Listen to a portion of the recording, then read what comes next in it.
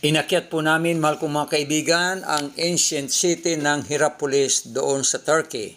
Nasa mataas na bundok ang syudad na ito at talagang aming inakyat po ito. Pumunta po kami doon at nakita po namin ang kalawakan ng syudad sa napakataas na bundok. 15 hectares ang syudad nito noon. 15 hectares. Subalit nagtubo ang maraming mga bulaklak doon sa tuktok ng bundok. Yan po ang mga bulaklak. Maganda ang panahon. Makikita mo malakis na rooster. Yan po ay palatandaang naroon kami sa Hierapolis. Ito po ang Hierapolis City. Yan, mga magagandang bulaklak po yan doon sa tuktok ng bundok. At dito po sa bundok na ito ay mayroong living water. Okay. Mayroong pong tubig na buhay na umaagos kahit napakataas na bundok. Napakalinaw. Mamaya po gagawa ulit ako ng isang video na ako ay lumalangoy doon sa pool na yon, tinatawag na Central Bath na 2nd century pa ito na-develop, 2nd century. Alam nyo mahal ko mga kaibigan, pambihira po pag ganito kaganda na tanawin sa bundok na yon. Naging syudad po ito.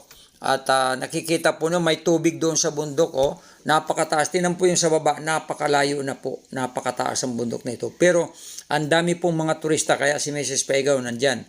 Naglalakad-lakad po dyan. Makikita po ni rin, mahal kong mga kaibigan, na ito ay may mga punong kahoy. Tumubo na po. Pero ito ay tourist destination na ngayon sapagkat ito ay hindi na nila dinevelop, hindi na nito nag-rebuild sila ng mga city, hindi na nila nirebuild ang syudad. Ang kanilang ginawa po ay ginawang tourist destination. Okay, this is Hierapolis. Napakaganda we are po on the top of the mountain now, where the big city was. Napakataas po ang bundok. Ang tubig po ay talagang buhay. Living water talaga. Kaya kami ngayon ay naroon. At nagpapasalamat kami sa Panginoon na nagkaroon kami ng pagkakataong makarating. Ayan. Hindi namin nakalaing marating namin itong ancient city ng Hierapolis na talagang amazing po, mahal ko mga kaibigan. Amazing.